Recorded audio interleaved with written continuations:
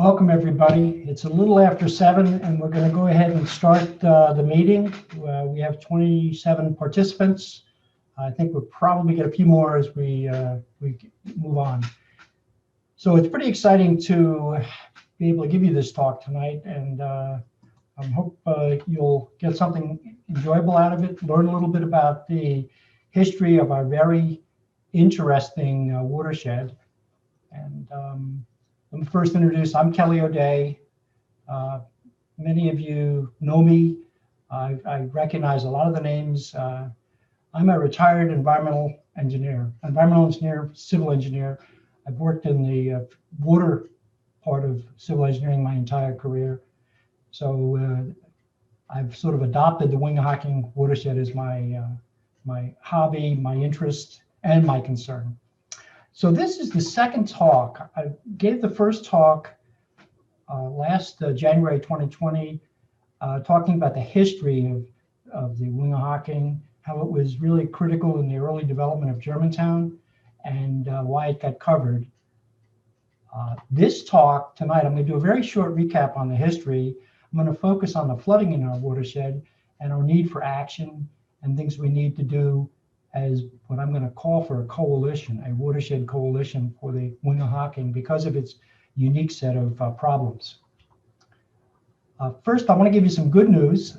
In case you don't know it, there's a very interesting blog called, or actually it's a Facebook page called Wingohocking Creek. It has about 150 followers. If you're not following it, it's well worth following because I'm not quite sure who the actual author is. I haven't been able to track down the name, but there's a lot of interesting photos of both the Wingohocking and the Tacony Frankfurt watershed.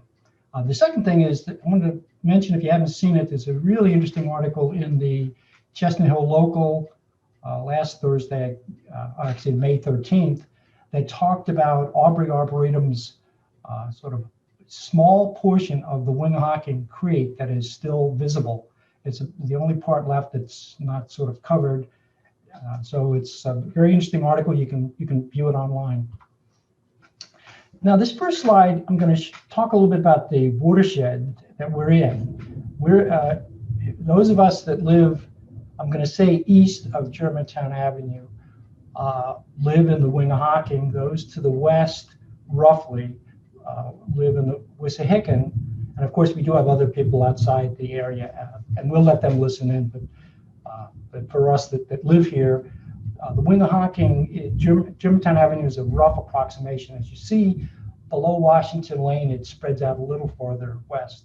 Now, when you look at this map, what this is a reconstruction in the Wingohocking. The brown is the creeks that were there in 1683 when the immigrants first arrived in what was then called Germantown. And now what I want you to do is contrast that with the Wissahickon, and you see the very wide green swath. Now that's a combination both of Fairmount Park, but what's very, very important is it's basically the floodplain for the Wissahickon Creek. And what I'm going to talk about tonight is that the Wingohocking, not only did we have a buried creek, but we lost our floodplain. And that's what's causing our major flooding problems these days. So let's go just a little bit back in history. I spent an hour talking about it at Lovett Library. I'm only going to spend a couple minutes tonight. This is a 1777 skull and heap map. That's all I know. Those were the people that prepared the map. And what I've tried to highlight here is the Wingohocking Creek, and you can see it's to the east of what was labeled Germantown at the time. The other creeks we see, obviously, we can see Wissahickon to the west, and to the east we see Tacony Creek, and we see the Wingohocking and the Tacony Creek joined and are called the Frankfurt Creek, where they are joined, and then the Frankfurt Creek travels down to the Delaware River. So this was a 1777 map. This was 100 years, or plus or minus, 100 years after Germantown's initial residence took place. So what I want you to sort of begin to think about just for a minute is that the inhabitants came in 1683, and there weren't sewers until, I'll say 1900. all the people living there basically were living without sewers, and unfortunately, you can imagine there was a serious pollution problem. Now, I think what's very interesting sort of historically is that the Wissahickon was basically protected because most of the development occurred east of Germantown Avenue, not all of it, but the majority of it, which had helped to, in the early years, to protect the Wissahickon Creek from pollution. Now, why was the creek buried? Well, this is an 1889 newspaper article that shows the Wingohocking Creek in October 1889. And this is a very interesting concern. People reported getting the Wingohocking fever from the pollution in the Wingohocking Creek. I don't think we see that in the medical dictionaries these days, but that's what it was called at the time. Now, the physicians practicing in Germantown and vicinity united, and they basically condemned the open run sewer as a dangerous and menacing pollution source. And the Board of Health also condemned it. So as I look back in my sort of whatever happened to this creek and why did it get covered, I'm putting myself trying to imagine what it was like for the people at the time. It had a terrible reputation because of 200 years of abuse. Again, there were no sewers in this area at all, and by 1889, there was enough of a development and people living there that it was a very, very serious pollution problem. And the pollution, obviously, the odor part of it from the sewage was enough to raise the alarm, and the decision was made to, in fact, we can say bury, cover, encase. There's a couple different ways you can describe it. This is a very interesting photo that gives you a sense for when they built the pipe, large combined sewer, and I'll explain that in a second. You can see the size of it is quite large. And again, this is like an 1890 to 1910 vintage construction period. Now, I want to call your attention to three of the authors of this particular tour. They call it the Wingohocking Creek Watershed Tour. Drew Brown and Joanne Dahm were water department employees. Joanne Dahm was the former head of their public affairs, and many in this audience tonight, I'm sure, know Joanne. Drew has worked for the water department for many, many years. And then Adam Levine is a historian by training and was a contract employee with the water department for a number of years, doing a lot of extensive research. So a lot of what you're going to hear tonight, a good bit of it is coming from water department's in-depth research into the Wingohocking Creek.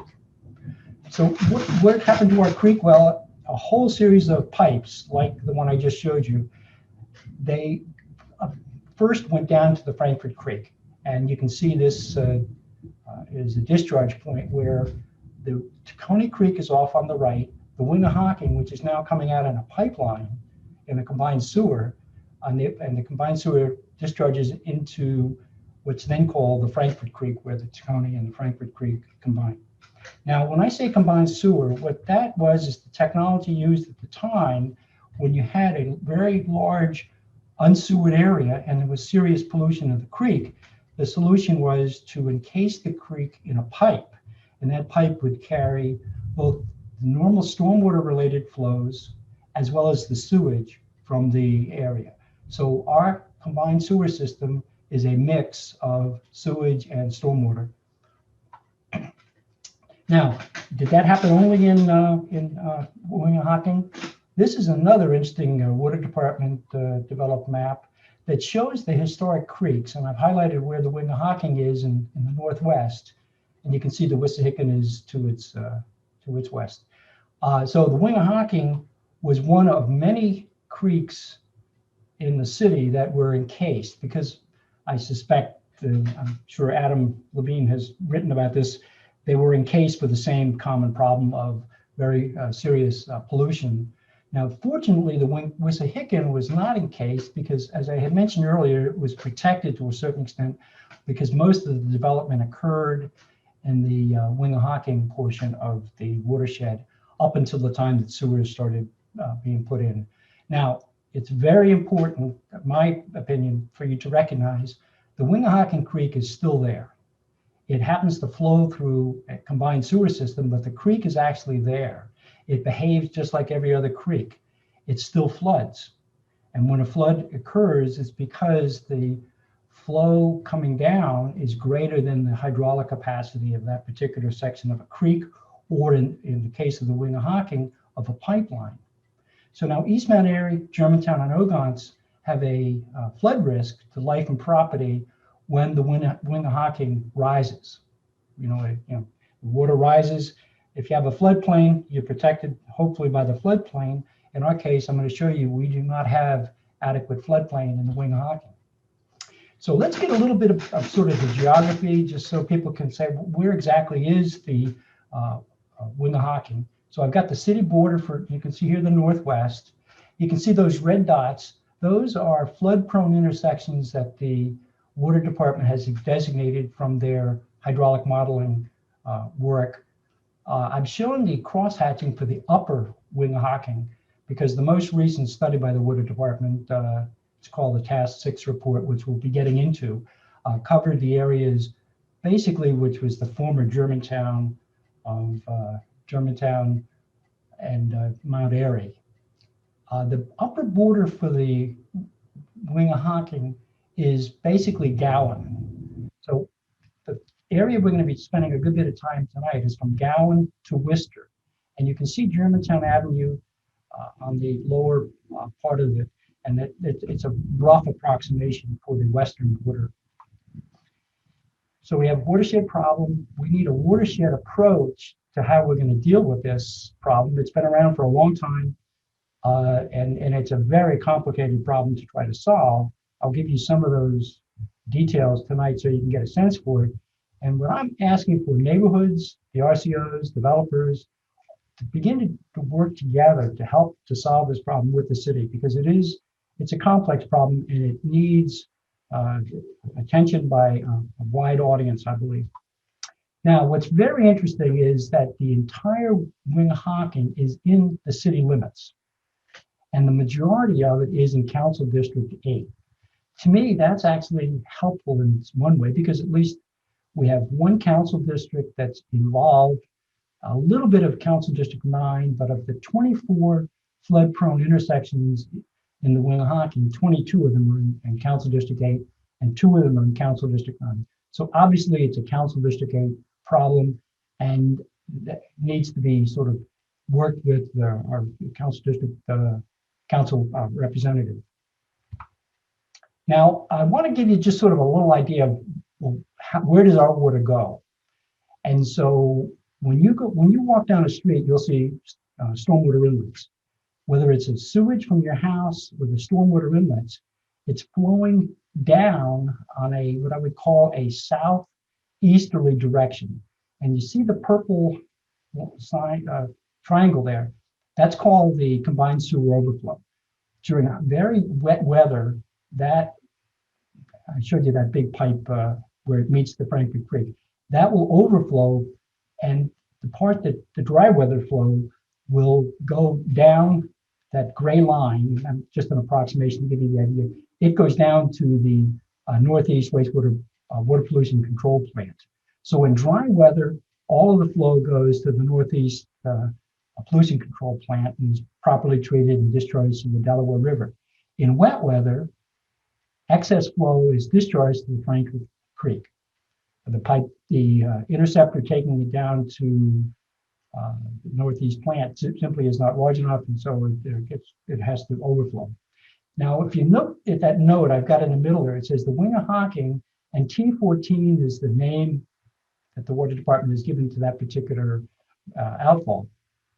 It is the largest combined sewer outfall of the city's 164 CSOs. So we have a distinction of being in the largest.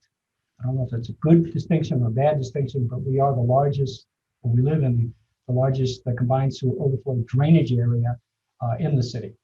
Now, I want to point out, and I'll go into this in quite a bit of detail, but there are these 24 flood-prone intersections, and the Water Department's report estimates that about 2,700 basements are subject to flooding from backups of the basement during high flow periods.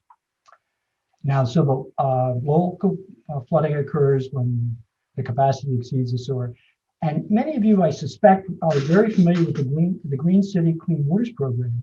And that is related to flooding to some extent. The Green City Clean Water Program is actually intended to reduce the overflows at this T14 outfall. And it tries to take care of the first 1.5 inches of storm to put it into a storage, I don't want to say storage facility, into a temporary facility to reduce the immediate runoff, and then it drains back into the combined sewer system and eventually makes its way to the northeast plant.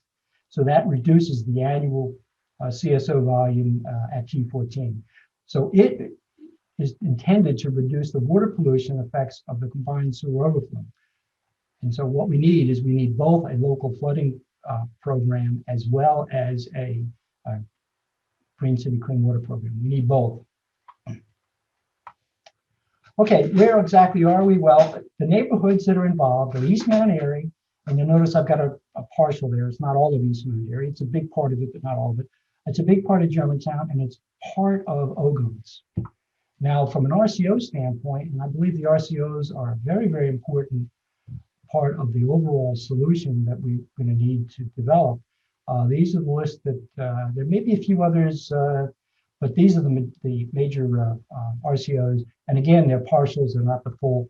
And then these are the zip codes there, so that way you can relate if you're in 19119, for example, in East Mount Airy, you're almost guaranteed to be in the Wingohocking. On the other hand, you might be in West Mount Airy, and obviously you may not be depending on how far away from Germantown Avenue you are. Now, I talk about the watershed, and I'm going to talk about the floodplains. Here's a approximately 1900 photograph of Ogontz Avenue. This was found by James Butler. This is actually brother James Butler of LaSalle University. And one of the things you can see here is a typical creek situation. We've got a creek, and you can see over time it's cut out the channel. And the flat area next to it is the floodplain. That is the area that floods during high creek flow periods. And this is somewhere, I can't tell you exactly where along Ogontz Avenue, but you can see with those blue lines from the Water Department's delineation of the creek, that's on the east branch of the Wingohocking. There's an east branch and a west branch. They meet farther down below Worcester, so it gives you a pretty good idea of where they meet and travel on all the way down eventually to Frankfurt. Now the floodplains have been filled in, and many of the portions of the creek were covered with both a fill, and then the street was built on top of it, and houses and buildings were built very close to it. So that definitely presents us a flood problem. So here's a photograph from the TTF Watershed Partnership that shows part of the Tacony that shows us a nice floodplain, and you can see there's a park path, and this is part of the Tacony Creek Park. That is a very good use of a floodplain because you can afford to have it flood and not damage houses and so forth, and there may be some cleanup afterwards, but it's a minimum risk to life, to automobiles, and so that is obviously why many parts we cherish our floodplains. Now this next picture, the one at the top, this is Bells Mills crossing the Wissahickon Creek. And obviously, we all know that the creek it's a tremendous treasure for us. This is obviously a very high flow condition in the Wissahickon. On the bottom, on the left, I'm showing, in the right, I'm showing 30th Street Station photos of the Schuylkill, and you can see in dry weather and then in wet weather on the right, the floodplain. And you can see that the floodplain on the right has definitely been overflowed, but this is open area. There's a railroad track and park area, but it is not any place where people are living, and it sort of reduces the risk. So that's really been the intent of floodplains for a long time. I mean, floodplains are a natural They're formed naturally, but from a development standpoint, we obviously discourage people from building houses in the floodplain to protect them during flood conditions. Okay, now we're back in the Wingohocking, and this is at Cortland and Kamak. So what I'd like to ask you is, where do you think the creek is? And the only reason I've had that little yellow line there is I wanted, from my investigation, I wanted to show you what this old map looked like, this old photo. I believe that this is exactly the same place. And this is what it looked like in 1918. Now, what I want to do is call your attention to a couple things. The first thing is that 14-foot brick sewer was the Wingohocking Creek. So that's what happened to the creek.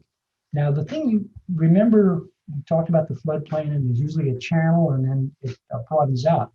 What happened was fill was brought in. It was raised up to a reasonable level for building, and then houses, in this case, I guess these are row houses, it looks like, were built very, very close. So we don't have a floodplain. And if that 14-foot sewer is overloaded from a flow standpoint, from the large, rainstorm events, the water has nowhere to go but except up, rises up into the floodplain. And one of the first areas of concern are basements that happen to be connected to the sewer system, and it'll rise up through the connection, and unfortunately, in many cases, comes out in basements. Now, I've got a series of pictures here. One of the things that the city did after the 2011 flood at Haynes and Belfield is they installed road may flood signs in quite a few areas, because the problem for anybody driving around, they don't see a creek. There's no creek visible. And so that if somebody has never seen a flood, they would not be aware. And so these signs are there to help people. The first one is Mount Pleasant and Sprague at Sedgwick Station, Belfield and Johnson, Belfield by the Tague Lumber, 7,000 block of Sprague, 2 in Belfield, 2 in Washington. Those are just the examples. There are literally dozens of these signs. What they are is those are the low areas in our watershed where the creek used to flow and are still subject to flooding. Okay, so now flooding is not new. This is not a new problem for us. In fact, back in 1929 to 1931, there were 4 floods in the Logan area. And what was interesting then, this was, it got to such a serious point that some people warned about a tax war to protect, to get the city to act on the flood areas of Logan. There was quite a bit of activity. This happens to be a photo of a meeting. Interesting. It's all gentlemen at this point. I don't see any women in this meeting today. Unfortunately, we would have a much broader, more diverse meeting than back then. But the important thing was they were raising concerns and protests and so forth in 1931. This was 1931. Now, the other thing that happened in 1931 is very, very important to us today. The Supreme Court held that the city could not be liable for flooding caused by the inadequate sewer system. It simply maintained that sovereign immunity protected the city from any kind of verdict from victims of a flood. Even though it might be very clear to people that the hydraulic capacity cannot handle the flows, the city is exempt because of sovereign immunity. Now, the good news for Logan was that the problem was actually solved. I don't have the details as how good it is today because that was not included in the Water Department's most recent study, but what did happen is the hydraulic capacity of the Logan area, the part that's shown in red, was dramatically increased. And you can see the red line went up as far as Worcester on the West Branch and made a dramatic increase in capacity. And it went up to Somerville on the East Branch. So the good news is that was that war protests, the tax war protests kind of in the 1930s helped to solve the problem. However, take a look at how long it took. 1931 to 1985, that last section went in. When we talk about additional capacity in these buried complex combined sewers, we're talking about extremely difficult construction conditions, and this is not a short-term thing to be able to get fixed. Now, we're going to go into flooding a little bit. Now, I want to tell you that you've got to be judicious when you look at a flood situation. There's two different possibilities, and as people become aware, I want them to recognize it could be a blocked inlet that's causing the problem, or it could be inadequate hydraulic capacity. And it takes a little bit of detective work to sort of decide which it is. So here's my home base around Sedgwick Station. Now, what I've done here is I want you to see that there are 3 inlets, and stormwater inlets from a flooding standpoint are, they're your friend. You definitely want them, and you want them working well. So what happens here is that you can see that we've got a serious, and this is not life-threatening. This is an inconvenience and nuisance. And so what I want you to recognize, whoops, let me go back to that a second. I'm afraid I missed it. But the thing I want to call your attention to is there was an inlet on the other side of Mount Pleasant that was dry. When I see that, and one is wet and another one right close by is dry, that gives me a very strong impression that it is a blocked inlet. It's not a hydraulic capacity problem of the pipe. Really, rather it's leaves, trash, buildup, block the water from getting into the inlet, and so you get this backup. Okay, now the second one I want to show you, this is at Sprague and East Gorgas, and we have 2 nice stormwater inlets on a dry day, and here we have a wet day, and you can see there's definitely been a backup. Again, my suspicion looking at the other inlets is this is definitely a clogged inlet problem. Now, the clogged inlets are definitely something to be concerned about. I just want to make it clear that that's primarily caused by leaves and trash buildup in the inlet, as on the grates, as opposed to a hydraulic capacity problem. Now, this third one's a little more complicated. This is Chew in Washington. We've got the Luke Oil gas station. You can see in the distance the Chestnut Hill East underpass there at Washington Lane, and we have the parking lot for the grocery store. And we have 3 stormwater inlets. And so now, in this case, it's a little more complicated. Without doing some modeling, I would have a little hard time to say definitively, is this an inlet problem? Is this a blocked inlet, or is it a hydraulic capacity? I suspect it could well be a hydraulic capacity problem. Now, many people, when I talk about this, talk about the underpasses to the Chestnut Hill East line. You can see these just examples. They're one of the first things to get stopped up. I suspect in most of these cases, again, these are blocked inlets. And one of the things we need to do is make sure that they are aggressively taken care of, because they can be quite dangerous if they get backed up significantly. Now, this next one, I believe, is definitively, that's a correct word, a hydraulic capacity problem. This is Belfield and Church. And I've got I want you to just keep your bearings there. You see the do not enter sign, and you can see that little island. We have Belfield coming from up, down, and we have the cross street of Church. And we have 3 stormwater inlets.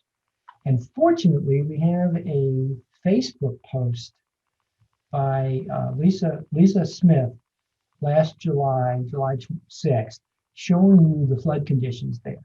And the fact that this is such an extensive amount of flooding on a day that was really not that much rain. To save a little time, I'm not showing you the rain map right now, but I just want you to get a sense for this kind of flooding that can occur. And so one of the things we as residents need to do is to really get in the business of documenting our conditions here. And with iPhones and so forth these days, it's not a hard thing to do, and it can be very valuable.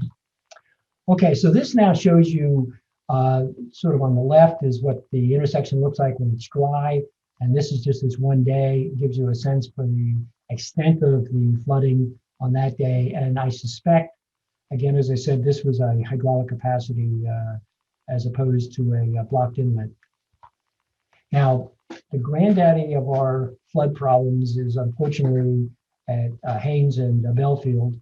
And there was a flooding victim from the September 2011 flood. I blocked the name and the photograph because the family in 2011 did not want their daughter, 27-year-old woman's name disclosed. And so I'm sort of respecting that request.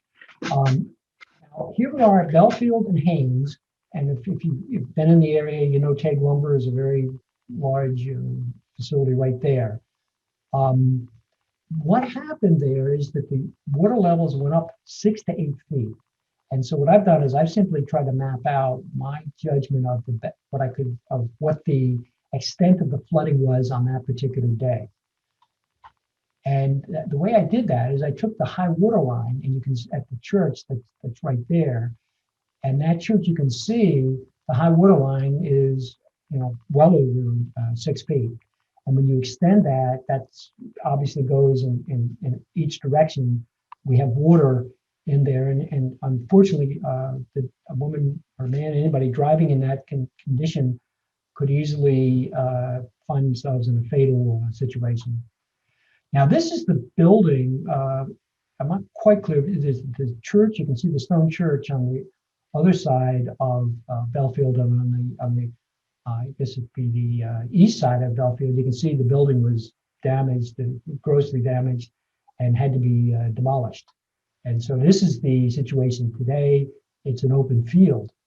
Now, what is concerning is that the owners of the property have gotten a zoning variance to build a new building on that site. Even though the early building was demolished because of the flood damage, this turns out that the LNI and the ZBA do not have any basis to turn down, because this is not a floodplain area, because it's not designated a floodplain area.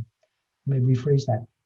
It is, from clear evidence, a flood risk area, but it is not considered an official FEMA designated floodplain. Now, I'm going to go into the reports, and I'll come back to the floodplain in a minute.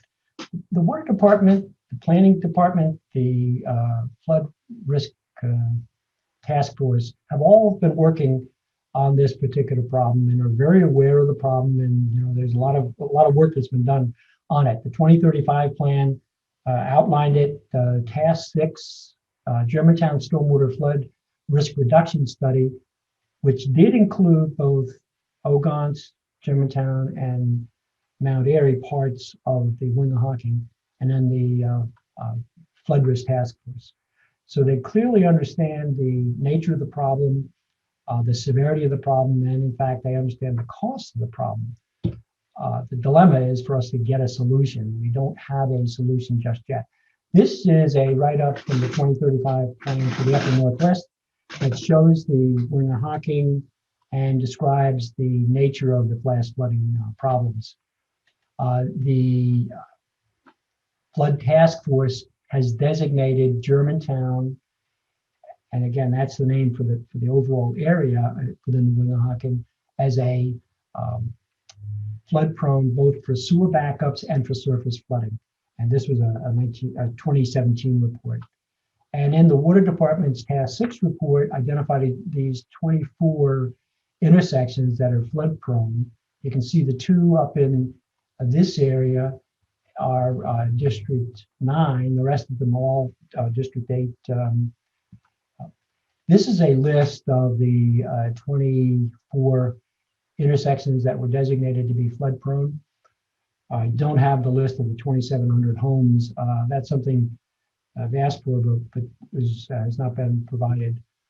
Now, let's take just a quick look at the sort of the storms that are involved in that the water department looked at in its evaluation. First of all, the synthetic design storm, and this is a copy right out of the Task 6 report. It talks about a 10-year storm on the very right, had a total of 4.8 inches with a peak intensity of 2.5 inches at the per hour. That's 2.5 inches per hour. at the peak. And let me just tell you, 2.5 inches is quite a bit. The highest one we have here is 3.7 from 2004. That was another 10-year storm. We have a 100-year storm, which was 3.6 inches per hour at its peak and 7.79 inches of total rainfall. Now, Tropical Storm Lee, which is the one that caused the drowning death at Haynes and Belfield, that was 10.4 inches with a peak of 2.9 inches per hour. But notice that was over 80 hours. So if it's over 80 hours or over 2 or 3 days, it's not quite as bad as obviously the shorter ones from an intensity standpoint. But obviously these are all very serious. Now, one of the things to note is that these large storms are August, September, and they tend to be hurricane related, the residuals of a hurricane, Tropical Storm Lee and so forth. And so those storms, as we all know, can come, they don't come every year, they come every few years, and they can dump a lot of water in a relatively short amount of time. And that's the risk for people in the Wingohocking, and particularly for those that are close to Sprague, Belfield, to those flood-prone intersections. And so I've highlighted here the 100-year storm, which means that there's a 1% chance per year, or they call it a 100-year storm. And then Tropical Storm Lee was rated as a 25-year storm. Now, there's all kinds of work on what are the solutions. I want to sort of highlight for you 2 potential solutions the Water Department identified. The one on the left, I'm showing you the flood-prone intersections in blue, and in red would be a large tunnel which would take excess flows out of the combined sewers, bring them down in that large red tunnel close to Coney Creek, follow Coney Creek down to a point on the Frankfurt Creek. And what that would do is that would take the 10-year storm and take all of the flow and eliminate those flood-prone backups during that 10-year design storm. The alternative on the right is intended to try to do the same thing, and it provides storage tanks as a way so that during high wet weather flow, excess water that's beyond the capacity of the pipe would go into the storage tank that are at those locations, 6 storage tanks, and then would be bled back into the existing sewer system during dry weather periods. Now, you can imagine that is expensive, but before I get to what it would cost, I want to show you the damages that the Water Department's consultants estimated occur on an annual basis.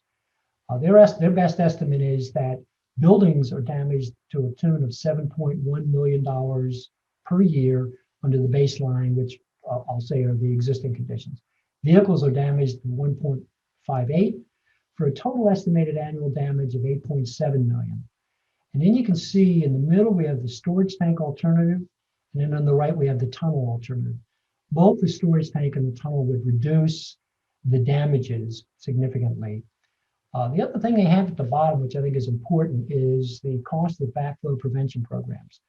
If all of the subject at-risk basements had backflow prevention, the estimate I see here is $20.56 million would be the prevention cost.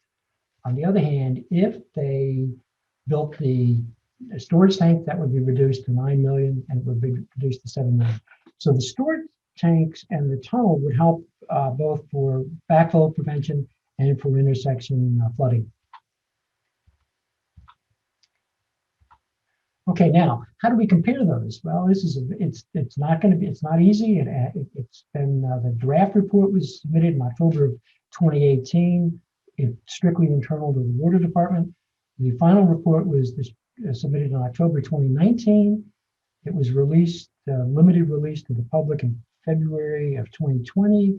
And I can understand, having been in public works field my entire professional career, this is not an easy problem to solve. But I want to show you, I'll start at the bottom, the capital costs.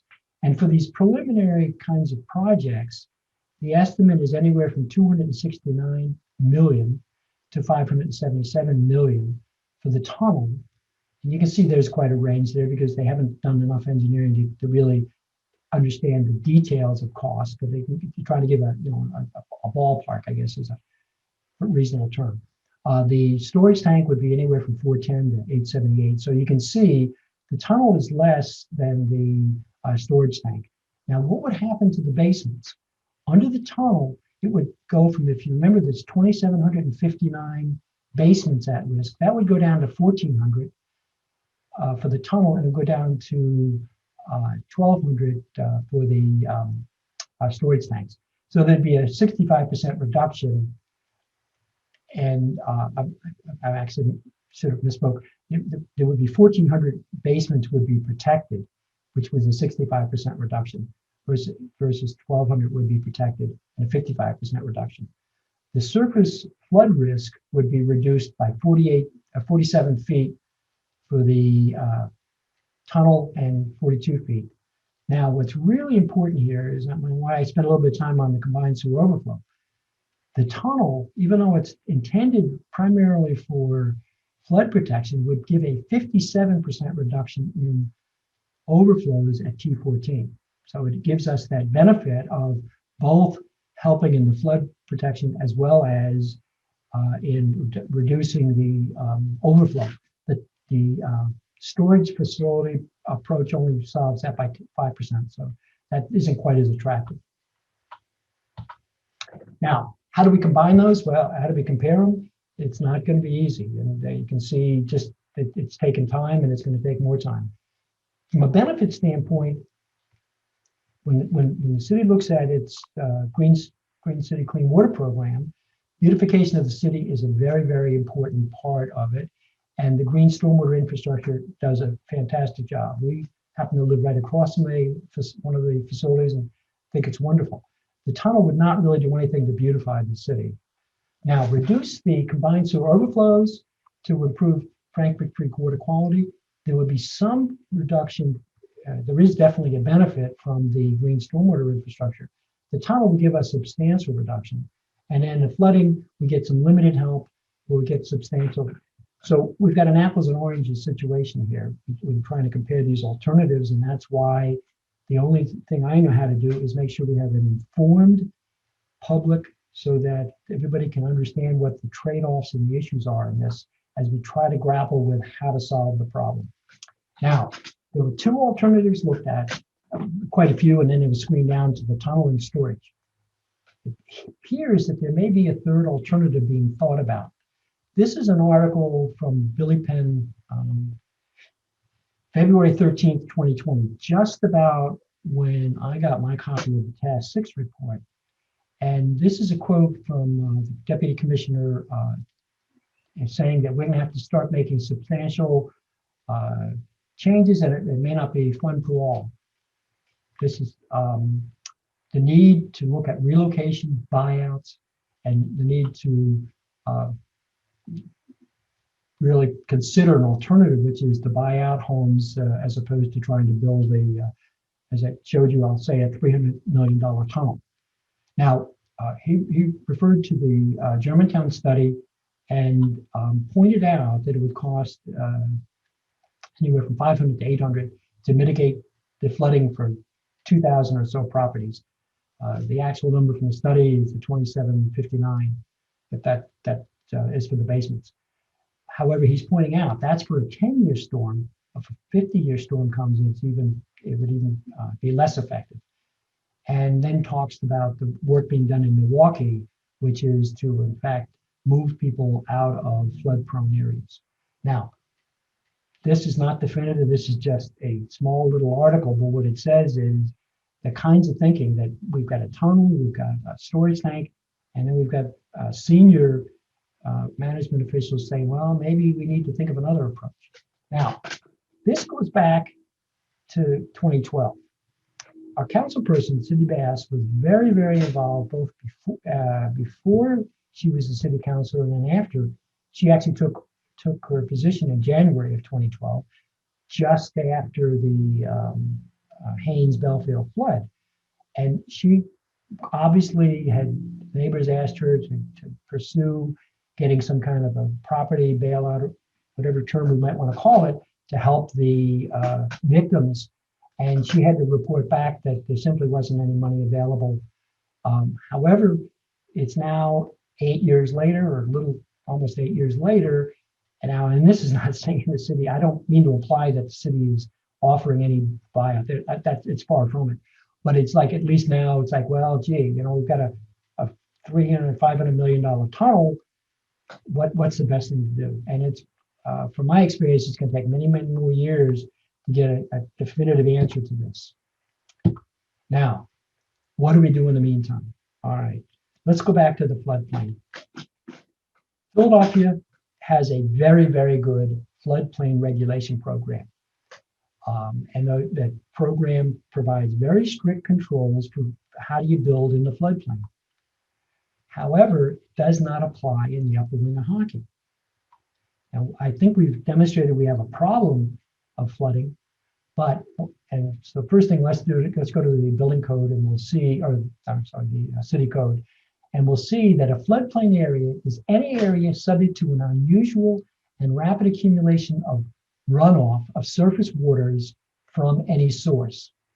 Now, I'm not a lawyer, I'm just a simple engineer, but I think we can definitely demonstrate that there's a rapid buildup, and it is from surface waters. And what happens then is, if it's an area that has a 1% chance, which is a 100-year storm, and it's been designated in the FEMA's flood insurance study, it can be designated as a flood-prone area, or the proper term being the special flood hazard area. And the city's flood protection requirements are in effect, which do say how you can build in flood-prone areas. However, we don't live in a special flood hazard area. So those very strong regulations don't apply in the Wingohocking. So we're in an area that needs them, but they don't apply in our area. And it comes back to the question of why. Well, up until recently, the only definitive flood mapping was FEMA. That's the Flood Emergency Management Agency. One of the things they do is they've done for a number of years, they have a flood mapping program to delineate the high flood risk areas. Now, if you're familiar with the area, you can see East Haines, you can see Magnolia, Musgrave, McMahon, Price, our neck of the woods. The FEMA site shows that this is an area of minimal flood hazard.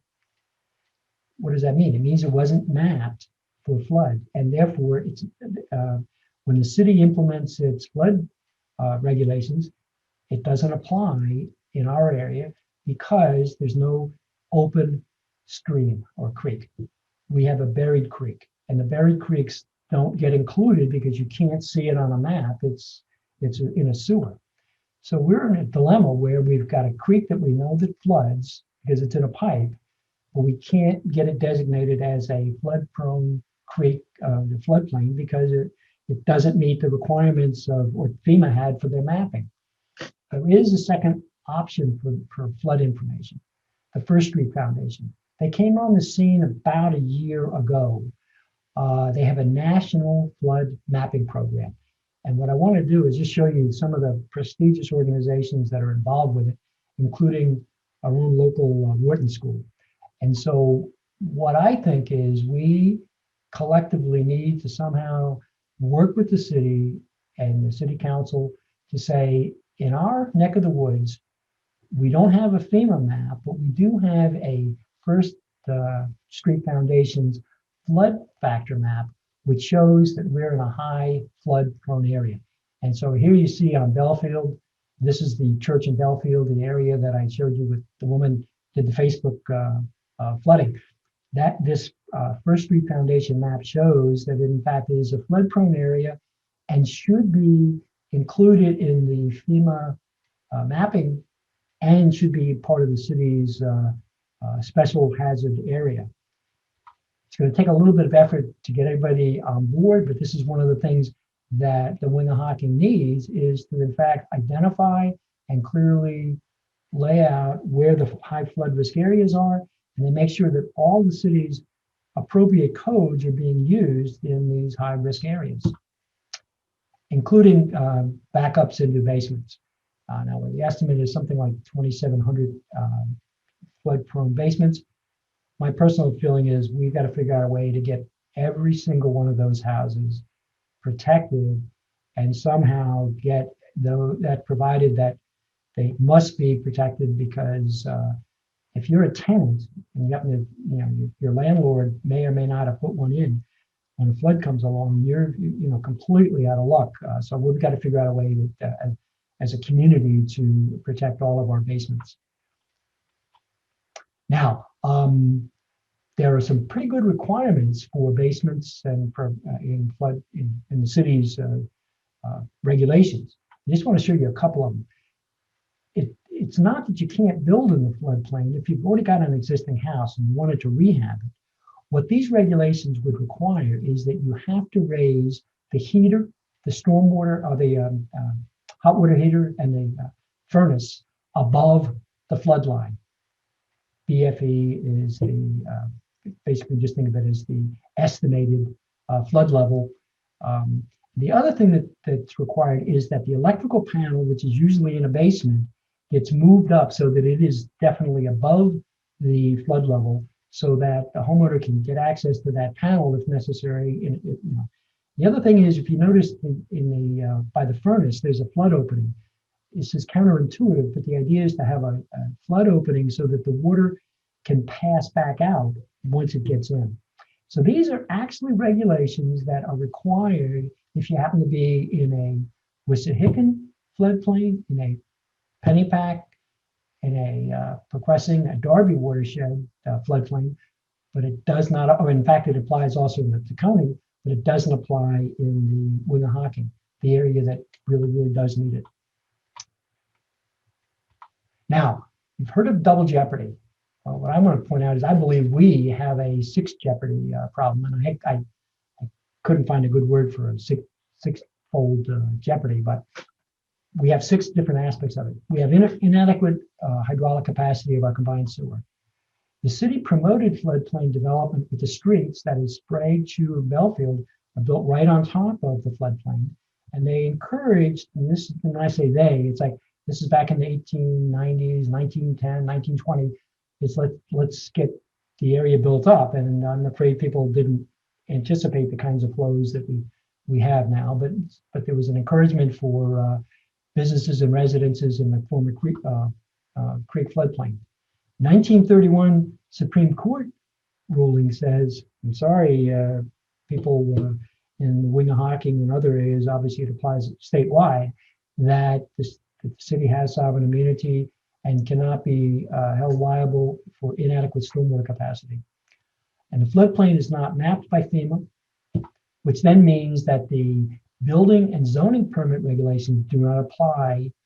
That is, the floodplain specific regulations do not apply in an area that clearly needs them. And then finally, the city stormwater control regulations only apply to projects over 15,000 square feet. 15,000 square feet in a built-up area like Germantown, East Mount Airy, and Ogontz is quite a large area. And what I find in looking at some of the zoning applications, there's an awful lot of 14,000, 13,000 square foot projects. There are not very many over 15,000. And what's unfortunate is in a flood prone area like this, we need to lower that threshold to say that, yes, you need to address stormwater in your new project. So we have a serious problem. The city has formed the Germantown Community Flood Risk Management Task Force. Now that acronym is about as long as I can remember having read one, so it's quite a long one, and I'm going to have to just ask you to sort of look it up. Now this was convened as part of the citywide flood risk management task force to help to take a look at the situation, and Germantown was actually selected as the first of these task forces to be set up. So that's a good step on the city's part. It provided an opportunity for local community leaders to work with city officials around the concerns and begin to talk about public information sharing and so forth. So this is a good step. really would hope that we can do a lot more and actually work with this task force to mobilize resources, citizen resources, to help out. Now, this is an example of one of the things they've done. This is a brochure that was put out by this task force. It explains why Germantown floods, and I think it's helpful as an example. But obviously, we need to begin to look at what City Council can do to pass legislation, what it's going to take for the Water Department and the other city agencies to make their decision on our long-term capital program. So, what do? First of all, we got to work together. This is not a Germantown problem. This is not an Ogontz problem. It's not an East Mount Airy problem. It is a watershed problem. So as background information, the EMON, that's the East Mount Airy Neighbors Board, approved the Wingohocking Task Force back in November 2019. And yes, I'm the guy that asked my fellow board members to help us to tackle this problem.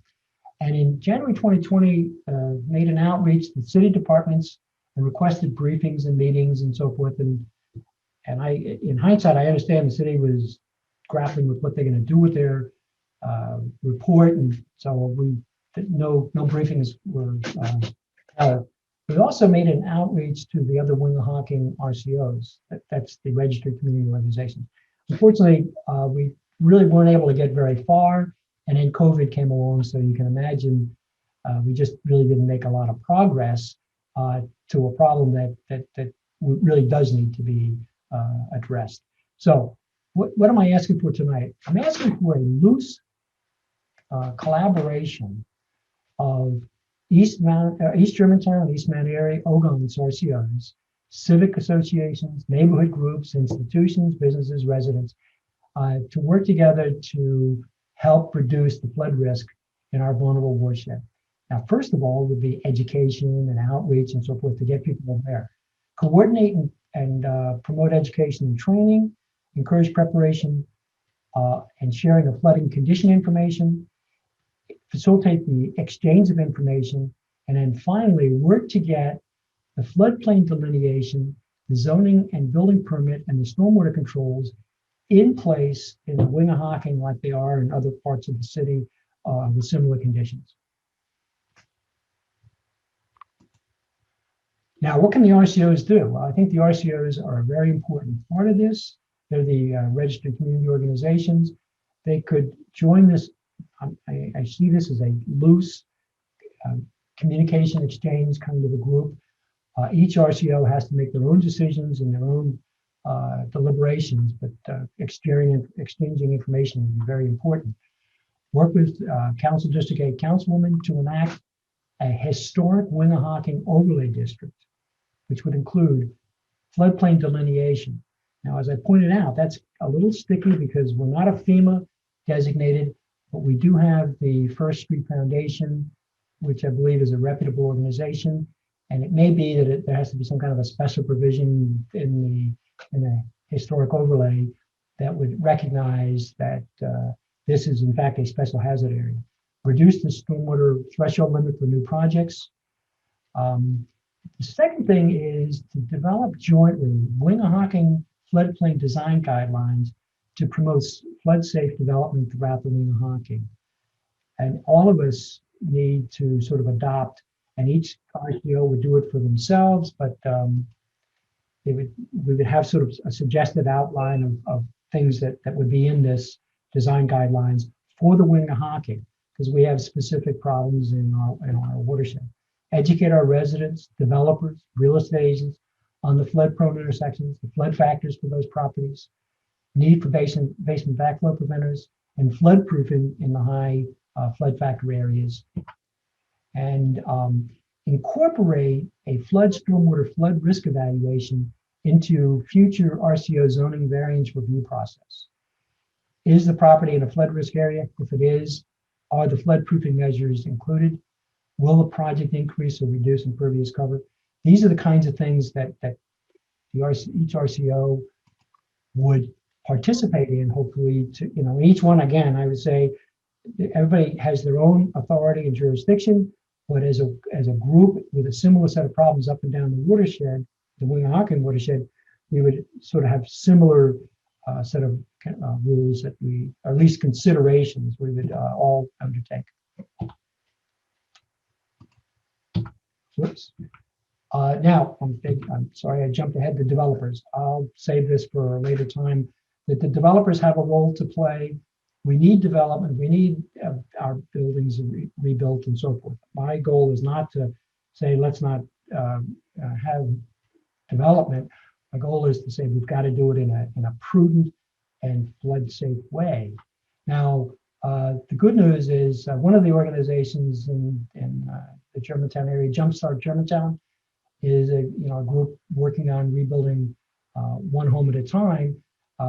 They've invited me to give this talk on July 26th as one of the steps to outreach to the developers, so that ultimately the developers, the residents, the RCOs, the civics, all working together to sort of raise our awareness of the flood problem and work cooperatively on it. And then the residents have a role to play in this, particularly, do they have flood insurance? Do they have a backflow prevention if they're in a flood risk area? Do they need flood proofing? Now, it's obviously there's a big question about how do we fund some of these things, but it doesn't take any time for somebody to see if they need flood insurance. The flood factor map will show you that very quickly. Do you have a basement backflow protection? If you're in a high risk area, you've got to get it. The water department it's got a program, but we've got to make sure everybody's taking advantage of it. And then the flood proofing would be a question of how do we try to come up with ways. Now, the second is, it's a little corny maybe, but adopt your local inlet. The idea of we got to keep our inlets clear, because I showed you plenty of examples of inlet flooding. Even in a big storm, you want your inlets to work as properly as possible, and leaves and trash are a real serious problem for blocking inlets. Okay, good news is we're just about there. Historic Wingohocking. It's our watershed. It still flows. Now, I really wondered in the beginning, why did the name Wingohocking disappear? Well, when I started looking at the pollution, I could see that in the 1880s, 1890s, 1900, that was an awful term. It conveyed pollution. It's a sad thing because, it wasn't the creek's fault. We developed before the area was ready with sewers, but it's still flowing today. It still floods. We need to organize and promote solutions for our watershed. Now, we're part of the Tacony-Franklin Creek watershed. However, our problems are specific to our having a combined sewer and essentially developed floodplain. And so we should work with the Tacony-Franklin watershed partnership, and they can provide excellent resources. We just have to focus on the specifics that are unique to us. On the other hand, the combined sewer overflow down by Juniata Park, everybody would benefit by reducing those overflows. So there is a benefit for everybody. Now, what do we do next? Here I am at the end of this saying to you, are you interested in forming some kind of a loose but concerned coalition of Wingohocking residents, Iman, who's already sort of signed up, other RCOs, community groups, developers, and the Germantown Community Flood Risk Management Task Force? I did get to say the whole thing. In a group working together through exchange of information and Zoom meetings and things like that, to get everybody aware of how serious our flooding problems are, what we need to do, what kind of progress we're making, how we can get everybody working together to tackle our set of problems, because we do live in a watershed. Again, if you're below Gowan and above Worcester, you're in the upper Wingohocking. If you're between Germantown and I'll say Stanton, but it actually goes beyond Stanton, you're right in the middle of this watershed. So I'd like to thank you at this point. I appreciate your time. And first of all, I want to thank the audience for your patience and interest. I want to thank the Iman board for forming the Overlay Task Force, even though we've been very slow in sort of getting it up and running and so forth. The Arboretum, who recognized that they're the last open part of the Wingohocking, the TGF Watershed Partnership, Jumpstart Germantown, particularly Paula helping me in field investigations. She's a story curator, and she's an excellent PowerPoint slide advisor. And I've listed there a number of data sources.